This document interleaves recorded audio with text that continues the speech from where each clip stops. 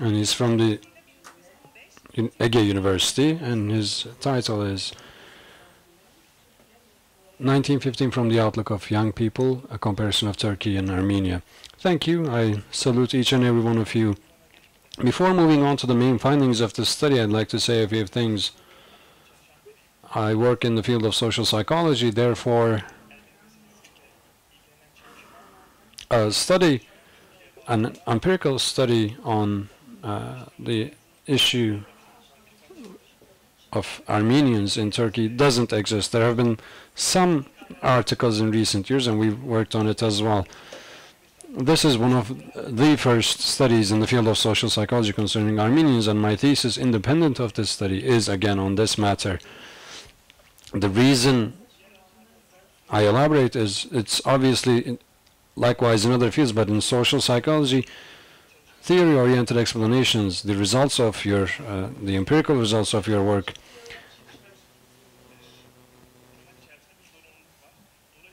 there's, in air quotes, an obligation to fit it into a theoretical frame, and I think we can look at it from the perspective of a social psychology outlook.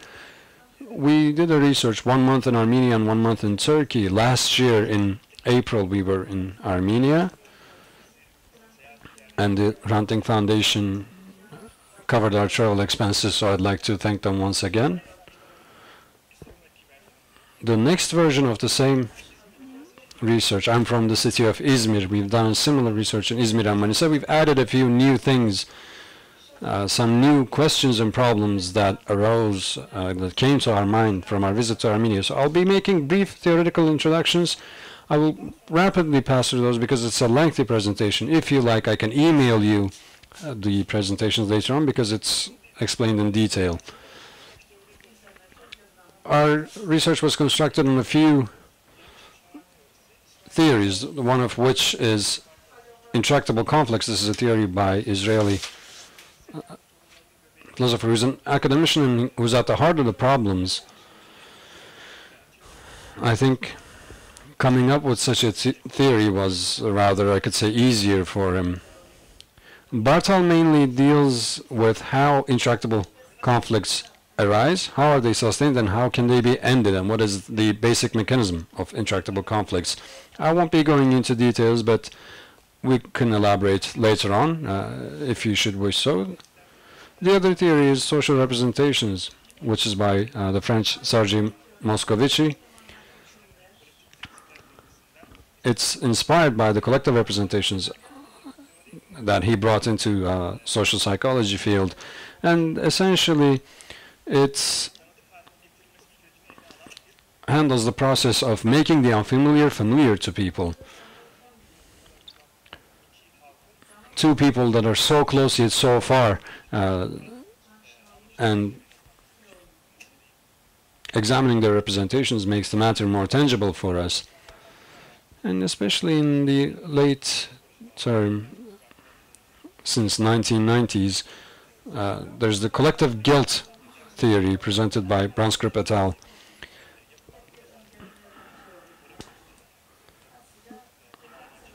And this idea of collective guilt arose from the atrocities of the World War II, the genocide, and it says that only if we feel guilty, then can we contribute to the resolution of the issues. This is the main premise of this idea.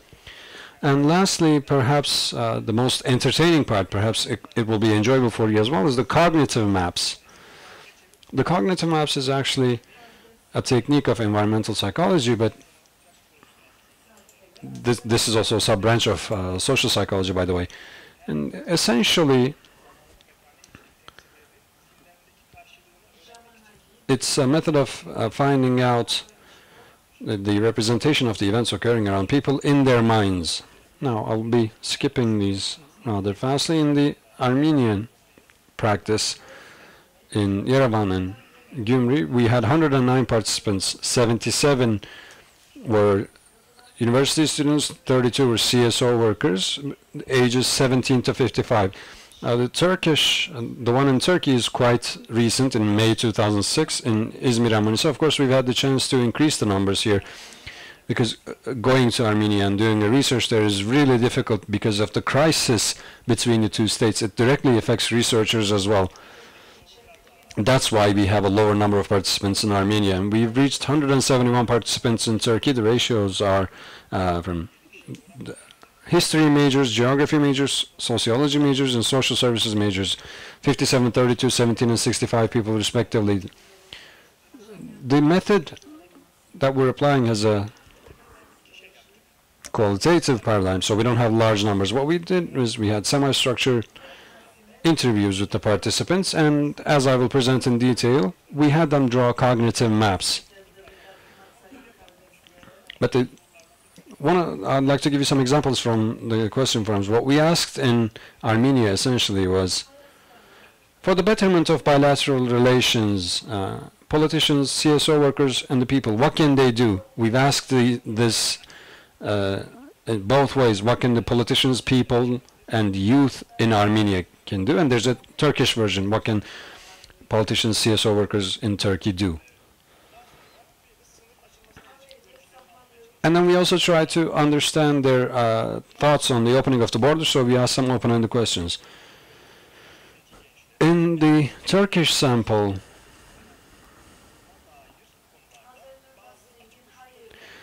we asked the Turkish participants some open-ended questions about their perceptions on Armenia and Armenians and what happened in 1915. Because this is a new field, there's an understandable reason for that.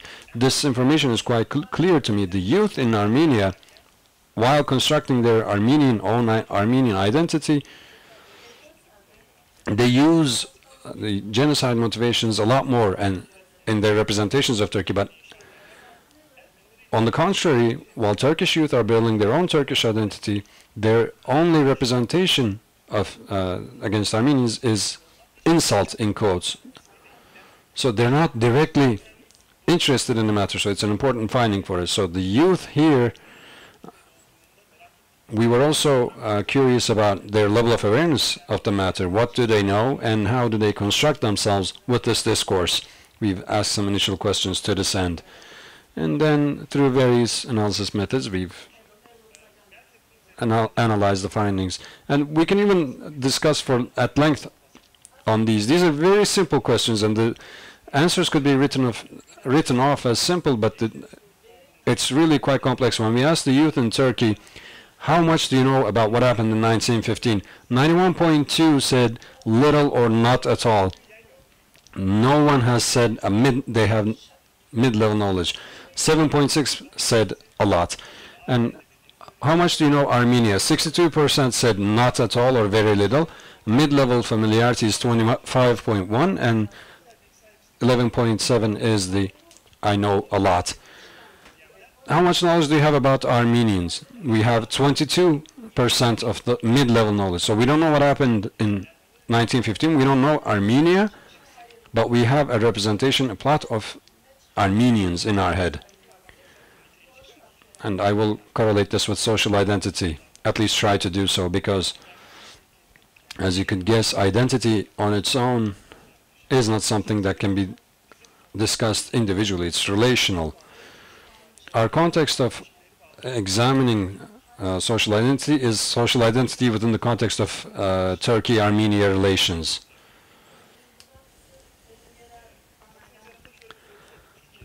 We asked our participants in Turkey the following question: what do you think happened in 1915? Could you briefly write down what happened?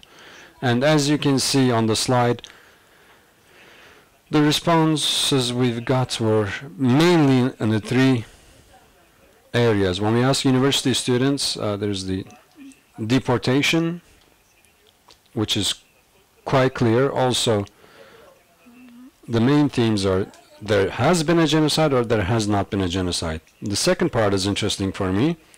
Actually, it's doubly interesting because of the field that I'm interested in now. Many things have happened in 1915 or before that, but just ask why. It's either a retaliation. The causal explanations have many examples. I'll show you a few. And thirdly, this is very important, at least in order to be able to meet the issues, these expressions are very important. Statements that emphasize conscience and common points that both sides suffered. Now I'd like to elaborate on the causal statements, at least in order to explain the issues from a social psychology point of view. The youth in Turkey almost are at no contradiction that there has been that there is a problem. A lot of them say that, and they base that on various justifications, but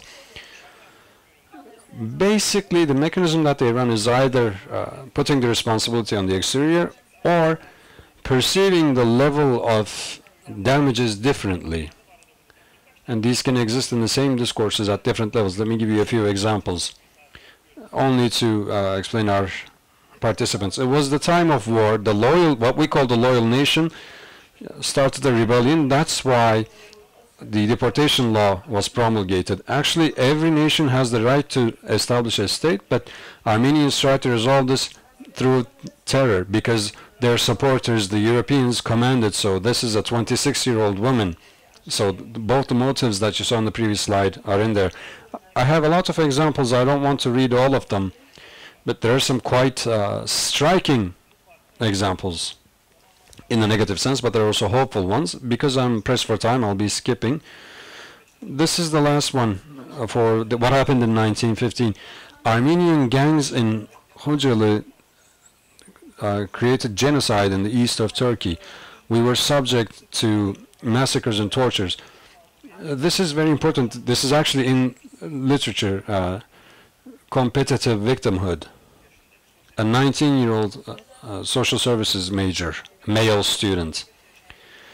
When you think about what happened in 1915, what do you feel? This is a collective guilt question, by the way. Emotion-based, thought-based, rational, and no idea are the three main categories. And this is an emotion-based question, and 42% of the responses were rational. That explained the issue mechanically, that avoids delving into the issue. I have examples for all of this, but to be time efficient, I will skip that. I've written these down in details for the sake of those who want the presentation later on. For example, one example for emotional statement, this is hatred-based. If you look at their current policy, I wish we'd killed more of them back in the day so that they would be right. This is a social services 18-year-old male student, and one of them is a more grievance-based. Things happened that were in the line of the conditions back then, but no matter what the reason, it's shameful that so many people lost their lives. And then another example, I find it rational that they're deported. This is a rational answer to an emotional question. These are the data from Armenia. We have 6 tables. We've classified them separately, but these are as follows.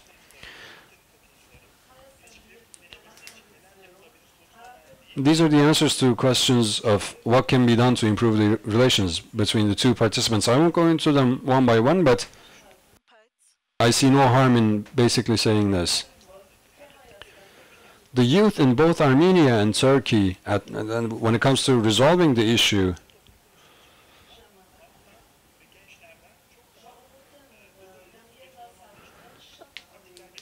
expect more moderate practices for CSO's youth and people, but when the politicians come into play, the discourses get a lot more rougher, not just on the side of the Armenian youth's demands. Also, the Turkish youth do not trust Turkish politicians and say that they should be excluded from the process. Just one example. This is to my right, the Turkish participants' assessments. There's a category that says those who have abandoned all hope from politicians. When you look at the main themes, politicians should stay away, politics are all lies. They should be consistent. One of them should not, you can't have one of them saying that there has been a genocide and the other one saying no, there hasn't been a genocide. And as for the border opening, there are strong motives for unconditional opening of the border from both sides. I'd like to show you the cognitive maps as well. The way we do that is we give the participant an A3 paper, A3 size paper, and we tell them to imagine Turkey and Armenia together, and whatever comes to mind, put it on this paper. And the data, the resulting data, is analyzed as symbolic elements, and at the analysis point of symbolic elements, the themes that come up, there are maps that highlight the issues or do situational analysis and also bring up a demand for peace. This is a map that was drawn in Armenia, for example, and it's demanding conditional peace. Armenia will never forget 1915, but peace can only be possible if Turkey accepts it. This is a map drawn in Turkey. Forget the past and hold hands for the future. This is an unconditional peace map as well, drawn in Armenia. Armenia and Turkey are friends, let's forget the past. And this is one that highlights the issues, emphasizes the issues. Mount Ararat in Ar, the Turkish flag, and also an Armenian flag. There's a lock, and it says 1915. I'm not sure if you can see it, but...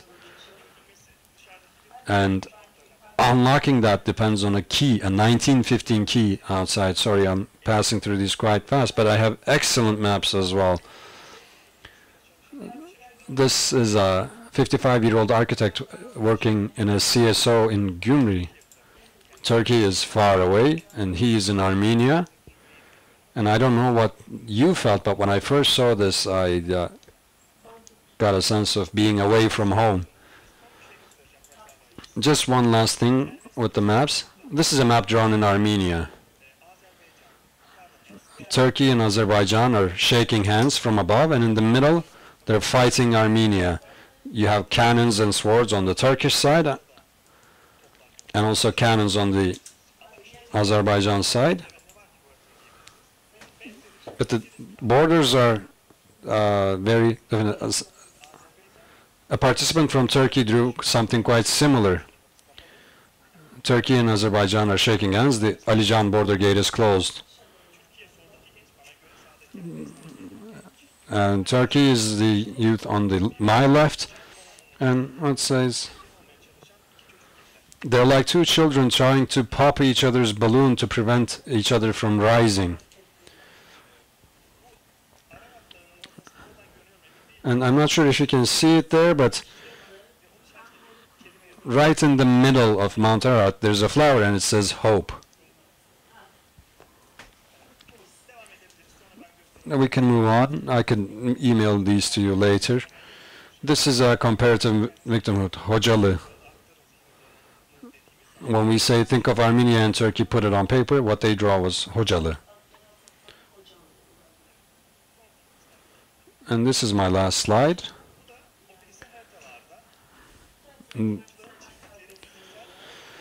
These are the frequency table of elements drawn on the cognitive maps. The youth in Armenia, their strongest element of drawing was Ararat, 44 times. Why?